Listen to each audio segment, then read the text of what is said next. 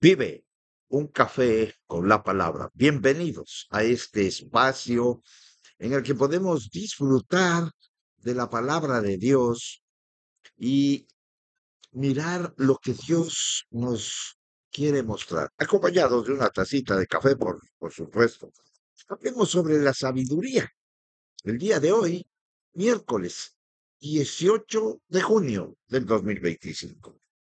En el libro de los Efesios, capítulo 1, versos 17 y 18 dice la palabra, para que el Dios de nuestro Señor Jesucristo, el Padre de gloria, os dé espíritu de sabiduría y de revelación en el conocimiento de Él, alumbrando los ojos de vuestro entendimiento, para que sepáis cuál es la esperanza a la que Él os ha llamado, y cuáles las riquezas de la gloria de su herencia en los santos. Diríamos, la esencia de la petición que Dios inspira al apóstol Pablo, lo hace con gran confianza, pues se aproxima al Dios de nuestro Señor Jesucristo, el Padre de Gloria. La primera frase, que el Dios de nuestro Señor Jesucristo, porta una nota de seguridad porque aquel a quien Pablo presenta su petición es el Dios a quien Cristo reconoce como su Padre y su Dios y al mismo tiempo lo revela. Recordemos, Jesucristo como hombre es el Hijo de Dios y lo presenta a Dios como Padre, porque Jesucristo como Dios es igual al Padre. Entonces no es inferior al Padre. Es el único Dios, Padre, Hijo y Espíritu Santo. No hay otro Dios. Dios dio generosamente a su Hijo Jesucristo, hombre. ¿Por qué no ha de darles generosamente a todos aquellos que están en Cristo? Sería la pregunta. La segunda frase, el Padre de Gloria o Padre glorioso, y en algunas traducciones lo ponen como el omniglorioso y el Padre de Gloria. Es decir, hay cuatro atributos que no son transferibles al ser humano, ¿sí? La omnisciencia, omnipresencia, la omnipotencia y la omnigloria, si queremos llamarla así, la omnigloria. ¿Por qué? Porque la gloria solo es de Dios y Dios no comparte su gloria con más. Él es el único digno de honra y de gloria. Y se aúna a la confianza con la que se eleva la oración, porque Dios es la suma de la fuente de todas las perfecciones. En el libro de Santiago, capítulo 1, verso 17, dice, toda buena dádiva y todo don perfecto viene de lo alto, desciende del Padre de las luces, con el cual no hay cambio ni sombra de variación, puesto que esto también el Padre de gloria y ha glorificado a Jesús, aún después de sus sufrimientos, con la gloria que tenía en él antes de que el mundo fuese, porque es un solo Dios verdadero, Padre, Hijo y Espíritu Santo, y la gloria del Padre, el Hijo y el Espíritu Santo es la misma. Entonces, él puede con razón ser solicitado que glorifique a su pueblo con esperanzas de que lo haga. La esencia de la petición es que Dios le dé espíritu de sabiduría y de revelación. El griego indica con claridad que el espíritu aquí es un espíritu con minúscula y no se refiere específicamente al espíritu de Dios o al espíritu personal de Dios. Cuando va acompañada por el artículo el, generalmente la palabra indica el Espíritu Santo personal, el Espíritu de Dios. En tanto que cuando no lo lleva, lo que significa es una manifestación o derramamiento especial del Espíritu Santo, pero no es Espíritu Santo, sino es el derramamiento. A pesar de esto, un don tan, diríamos, de iluminación espiritual, procede del Espíritu. Es una capacidad de percibir lo que ha sido revelado, de entender la dirección, el significado de lo que Dios nos da a conocer, a fin de que pueda ser verdadera revelación para nosotros. Esta experiencia no puede ser disfrutada sin la participación de aquel que es descrito por Isaías bajo la guía del Espíritu Santo como el espíritu de sabiduría y de inteligencia, espíritu de consejo y de poder, espíritu de reconocimiento y de temor de Jehová. En Isaías 11:2 dice la palabra, y reposará sobre él, el Señor Jesucristo, el Espíritu del Señor, espíritu de sabiduría, de inteligencia, espíritu de consejo y de poder, espíritu de conocimiento y de temor del Señor. Entonces es el derramamiento del Espíritu, pero no es el Espíritu personal, no es que el Espíritu Santo solamente es un espíritu de sabiduría. ¿Sí? El Espíritu Santo es Dios. En Juan 14:26 dice la palabra, pero el Consolador, el Espíritu Santo, a quien el Padre enviará en mi nombre, Él os enseñará todas las cosas y os recordará todo lo que os he dicho. Es decir, es la revelación del Espíritu Santo. Juan 16:13 dice, pero cuando Él, el Espíritu de verdad, venga, os guiará a toda verdad, porque no hablará de su propia cuenta, sino que hablará de lo que oiga y os hará saber lo que habrá de venir. Y entonces, aquí está hablando el Espíritu de verdad, ¿sí? El Espíritu de verdad es la revelación de esa verdad, dada por Dios, que es el Espíritu Santo.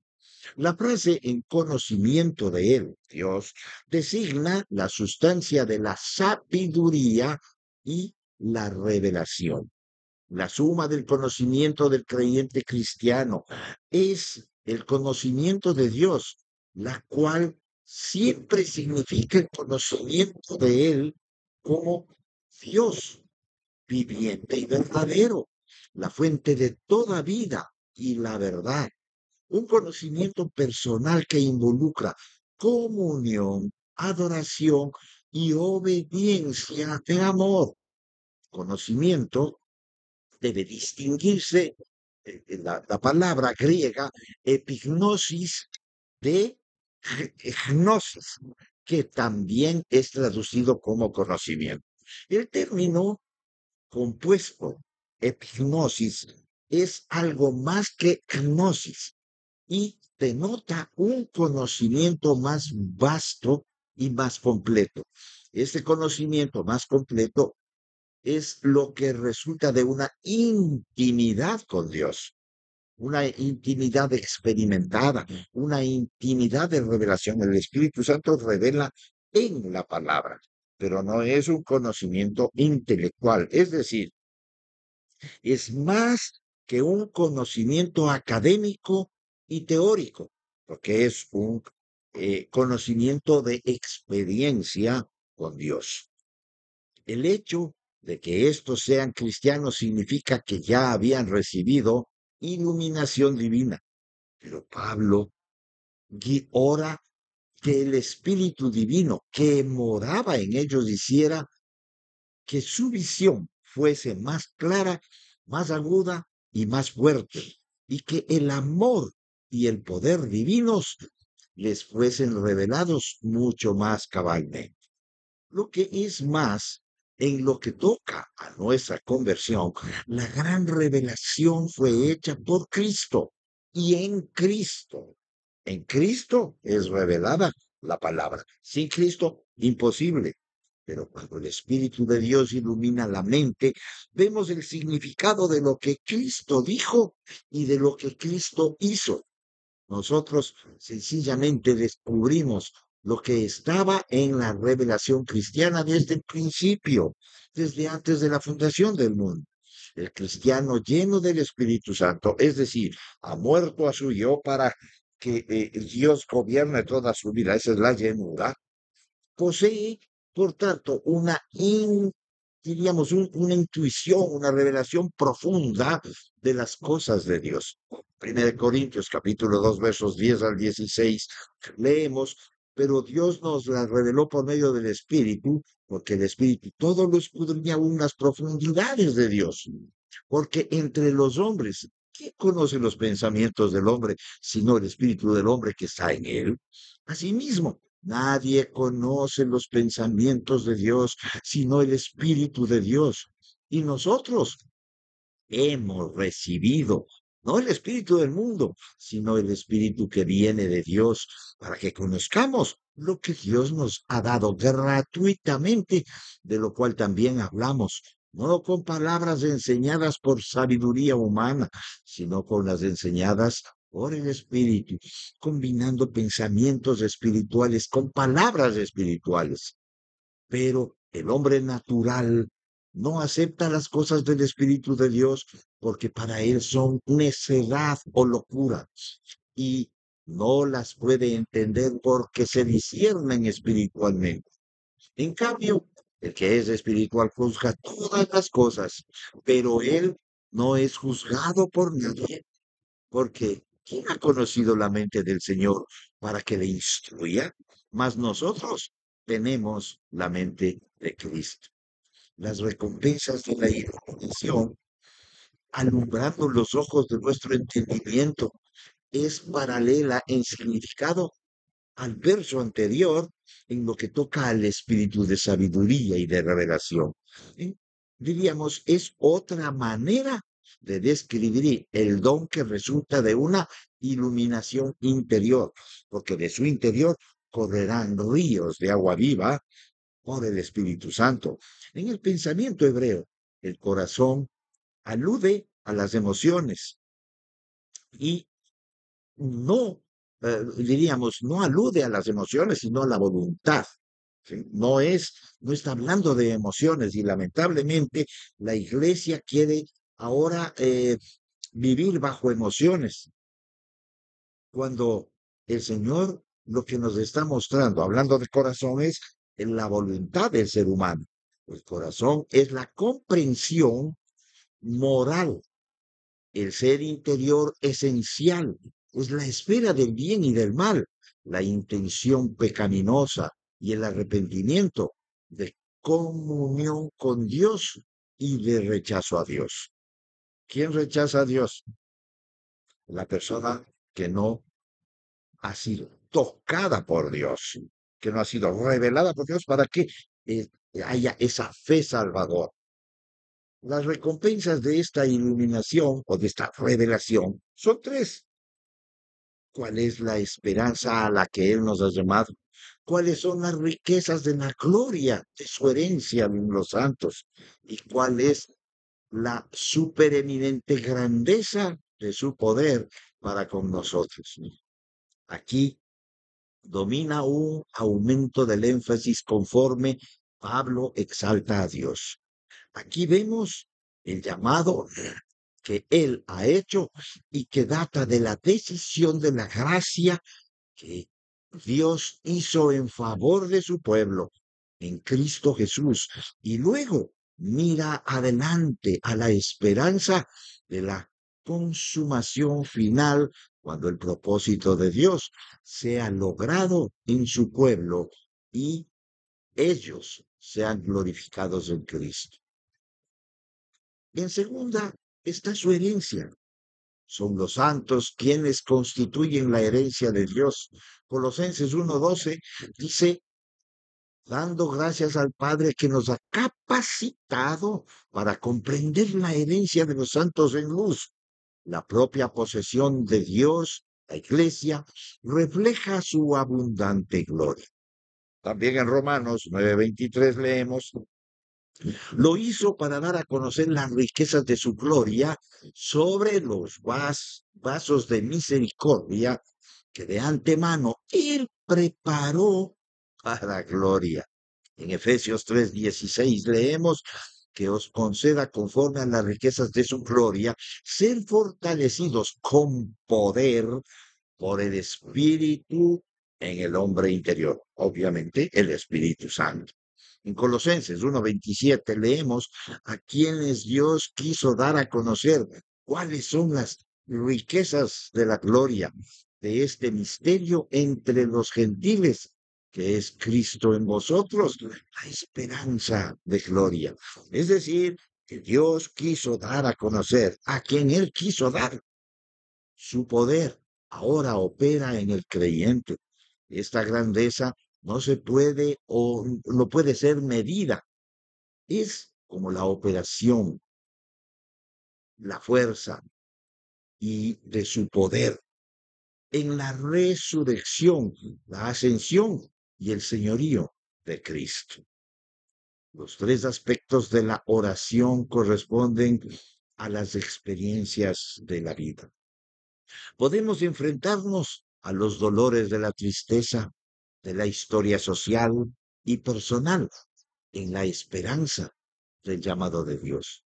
Podemos regocijarnos en la posesión de capacidades y de necesidades que nos encuentran satisfacción entre nuestras circunstancias presentes cuando miramos la riqueza de la gloria de la herencia de Dios en los santos y podemos sobreponernos al desaliento de constantes fracasos y debilidades y recordar el poder que Dios ha demostrado en la resurrección de Cristo, dándonos a conocer que Dios es el único que puede hacerlo. En el libro de Proverbios 21:30 leemos, no hay sabiduría, ni inteligencia, ni consejo contra Jehová. En el Salmo 111, verso 10, el principio de la sabiduría es el temor de Jehová. Buen entendimiento tienen todos los que practican sus mandamientos. Su loor permanece para siempre. En el libro de Santiago, capítulo 1, versos 2 al 5, hermanos míos, tened por sumo gozo cuando os halléis en distintas pruebas, sabiendo que la prueba de vuestra fe produce paciencia, mas tenga la paciencia su obra completa, para que seáis perfectos y cabales, sin que os falte cosa alguna. Y si alguno de vosotros tiene falta de sabiduría, pídala a Dios, el cual le da a todos abundantemente y sin reproche le será dada. En Santiago 3:13 al 18, también nos habla la palabra. ¿Quién es sabio y entendido entre vosotros? Muestre por la buena conducta sus obras en sabia mansedumbre. Pero si tenéis celos amargos y contención en vuestro corazón, no os jactéis ni mintáis contra la verdad, porque esta sabiduría no es la que desciende de lo alto, sino la terrenal, animal y diabólica. Porque donde hay celos y contiendas, allí hay perturbación y toda obra perversa. Pero la sabiduría que es de lo alto es primeramente pura, después pacífica, amable, benigna, llena de misericordia y de buenos frutos, sin incertidumbre ni hipocresía. Y el fruto de justicia se siembra en paz para aquellos que hacen la paz. Necesitamos sabiduría para conducirnos en esta vida. Pero ¿cuál sabiduría? ¿La que viene del mundo o la que viene de Dios? Es necesario que nosotros aprendamos a caminar guiados por el Espíritu Santo, porque el único sabio es el Espíritu Santo, Dios Todopoderoso. No hay sabiduría fuera de él. Sería tan hermoso que nosotros camináramos al 100% guiados por el Señor. ¿No cree que nos iría bien? No tendríamos sufrimiento. ¿Por qué? Porque haríamos todas las cosas según el orden de Dios. ¿Sabe por qué sufrimos? Porque tomamos nuestras propias decisiones, porque desoímos la voz de Dios. Él quiere guiarnos. ¿Sabe por qué el Espíritu Santo vino a morar en nuestro corazón? Para poder guiarnos. Vivamos eso. Disfrutemos del Dios Todopoderoso morando en nuestro corazón. Y es el único que nos puede evitar el pecar. Y cuando pecamos, nos lleva al arrepentimiento, porque Él nos convence de justicia, juicio y pecado. Que el Señor los bendiga y será hasta la próxima. Vive un café con la palabra, si así el Señor lo permite. Hasta pronto.